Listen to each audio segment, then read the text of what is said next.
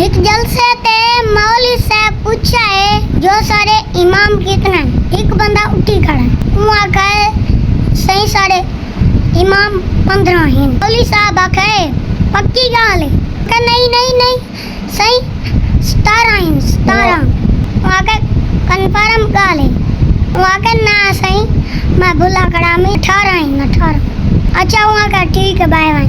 जलसा मौली करें रह गए जना परेशान पता नहीं सही है गलत है इनकी में। जलसा मुक गए जना घर पहुंच गए कुत्ता घर वांग के परेशान सुता पाए। घर वाली पूछा क्यों परेशान सुता पाए कथी गई खैर है कोई गाल है तो दस। वहाँ के भाई तो कोई परेशानी कोई नहीं। वहाँ के जलसे के बीच में को मौली साहब उठाए भाई इमाम कितने।